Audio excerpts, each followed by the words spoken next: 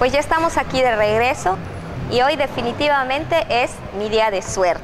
Después de haber entrevistado al mismísimo maestro Sergio Esquivel, tengo junto a mí a Mari Carmen Pérez, nada más y nada menos que la embajadora de la música yucateca, poseedora de una excepcional voz y talento musical.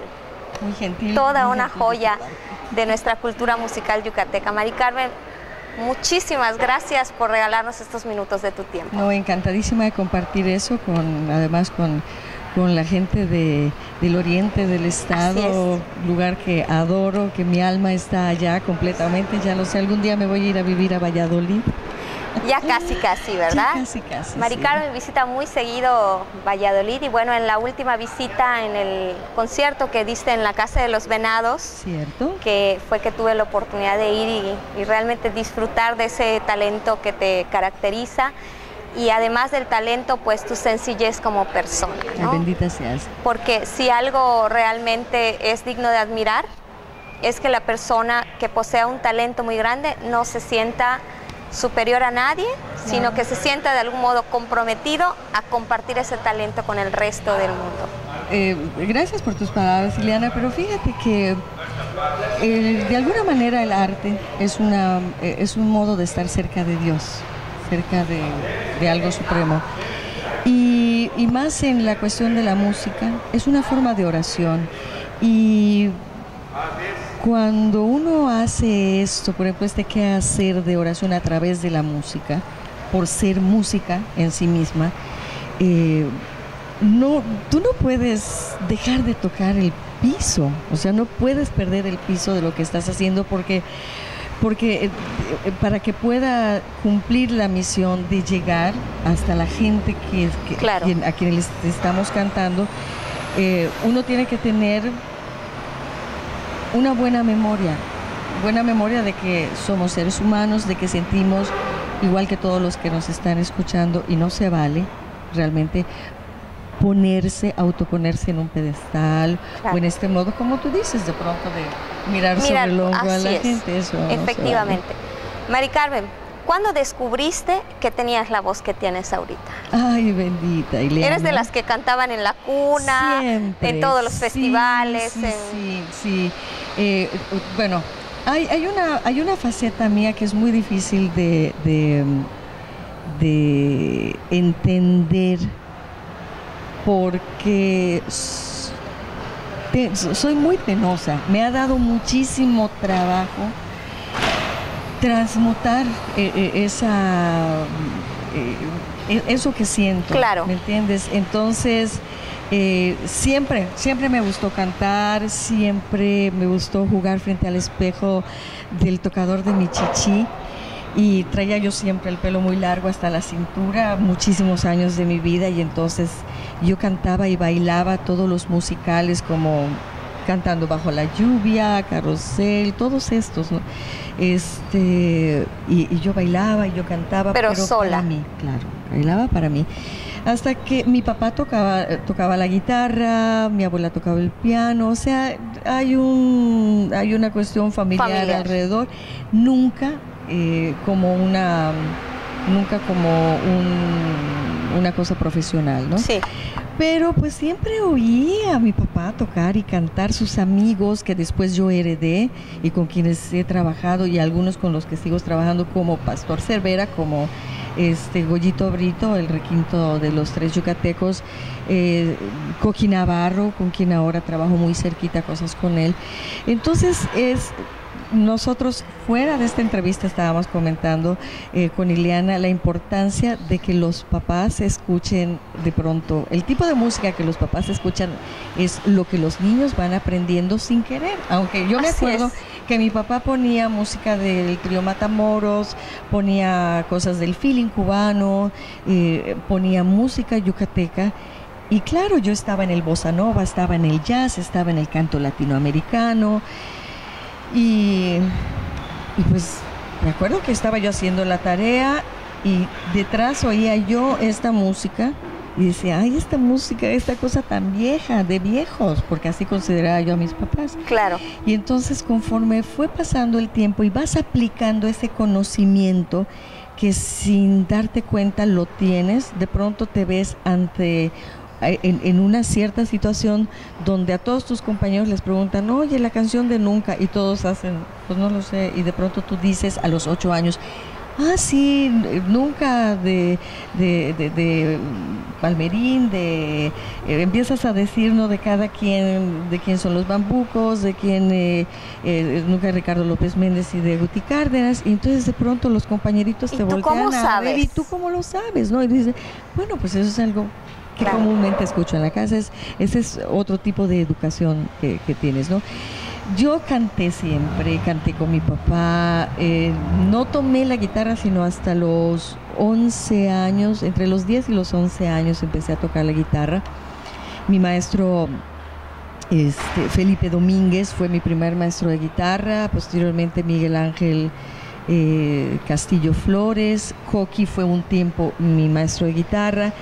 Y posteriormente, pues ya con Juan Elguera en la Ciudad de México, con Víctor Pellegrini en la ciudad de Cuba, y bueno, y ya lo que uno va allá absorbiendo, ¿no? Pero, bueno, el cantar, Ileana, es algo que el ser humano tiene desde el momento en que nace, ¿no? Pero cuando sales del cascarón, de ese cascarón que decías que eras, pues de algún modo te daba pena, no estabas lista. Lo hacía yo siempre con mis amigas. ¿Qué hacíamos?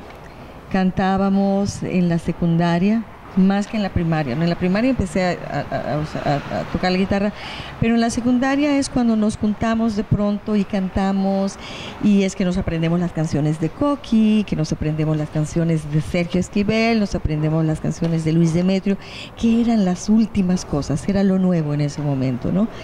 Y poco a poco, así sin querer, uno lo hacía mejor, otros lo hacían menos mejor. Un día, de hecho, estando en casa de un amigo, llegó el bajista de lo que era en ese entonces el clan 69 de Mario Augusto Esquivel, y me oyó cantar, me oyó tocar y me preguntó si me gustaría cantar en un grupo, y en realidad no era un grupo comercial, porque era un grupo de profesionistas, era un grupo de empresarios, nos reuníamos solamente por el gusto de cantar. Precisamente en este grupo, María Medina, Gladys, yo le digo Gladys Medina, que luego pues conocida por todos nosotros como María Medina, es que estuvo algún tiempo cantando también. Y entonces empiezo a cantar con el grupo, luego formo parte de otro grupo importantísimo aquí en Yucatán, que fue El Sonido del Eco, con Jorge Carlos Castro. Y Jorge Carlos era un hombre de mucha visión, usaba humo en el escenario, usaba luces, cuando todos eran así como que muy discretos en las presentaciones. Y hacíamos mucho trabajo de grupo con canciones como Los Carpenters, Sergio Méndez, estas cosas como que muy de grupos, ¿no? Sí. Y luego yo me voy a vivir a Puerto Rico, y cuando regreso el clan de Mario Augusto se había reducido, y entonces estaba Ligia Cámara, Manolo Conde y Héctor Rodríguez en el clan. Yo me reintegro a ellos, al grupo, y estuvimos mucho tiempo cantando. Hicimos, lo significativo de ese grupo fue el jazz y el bossa nova que hacíamos, y la combinación, yo tocando en la guitarra, los bossa novas, Ligia haciendo las cosas en el piano, y las voces de las dos se ensamblan perfectamente bien. Es una cosa espectacular realmente cómo lo logramos hacer. Claro. Y así poquito a poco, hasta que un día un amigo tiene una emergencia en un lugar que se llamaba El Granero en Itzimná, y llegó a verme. Yo estaba en la playa terminando de pescar y de nadar, y me pidió que yo fuera a cubrir esa noche porque lo habían dejado mal las personas que iban a pasar el show. Y entonces yo le digo, pero yo no hago esto sola, o sea, no era mi idea. Yo siempre quise ser arqueóloga, historiadora, o sea, la música y todo esto nunca lo puse. Era como un hobby, era un complemento, gusto. era un complemento de mi vida, importantísimo, pero no como una profesión. No como una profesión, y al final de cuentas, así ha sido porque el mismo interés por esta arqueología, por esta antropología, por esta historia, me ha hecho documentarme, ser investigadora, hacer el trabajo de rescate de muchas cosas, trabajar en promoción cultural también. Y pues el día que me subí a ese escenario sola con mi guitarra fue la punta de la madeja, en realidad, porque lo había yo hecho en otros lugares, por ejemplo, donde estaba el mismo Carlos Gil trabajando en un lugar que se llamaba Hoppers en ese entonces, en el Paseo de Montejo, y me acuerdo que llegaba yo con la que en ese entonces era mi maestra de mecanografía en el Rogers Hall, que era Mané Montes de Oca, y terminábamos, a ella siempre le ha gustado la música, y Mané y yo nos íbamos a oír a Carlos Gil al Saquí. Y cuando yo llegaba, Carlos decía, ya llegó mi reemplazo, y entonces me invitaba y subía yo a cantar, pero eran esas cosas, invitaciones nada más, sí, ¿no? Hasta que este día me subo al granero y empiezo yo a hacer, y me dice, no lo hiciste muy bien, entonces sé lo que lo hago bien, pero como que... Y entonces, cantar y tocar la guitarra ha sido un proceso de intimidad conmigo misma. Cuando pongo y trabajo sobre las canciones que me interesan, cuando me imagino cómo se las debo de cantar a la gente para que realmente sea yo una transmisora de lo que el que escribió la letra quiso decir, ¿no? Claro.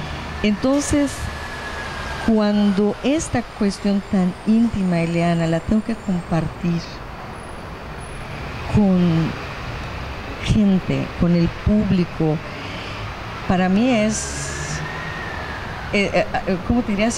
Fue un proceso muy hasta doloroso, porque era de sudar, de morirme del miedo, de todo, y todavía hoy día yo estoy entre piernas a punto de salir a un escenario y yo digo, ¿quién me mete en estas cosas? Si me estoy muriendo de miedo, no, y me prometo y todo. Y una vez que pisas el escenario, porque siempre es un reto.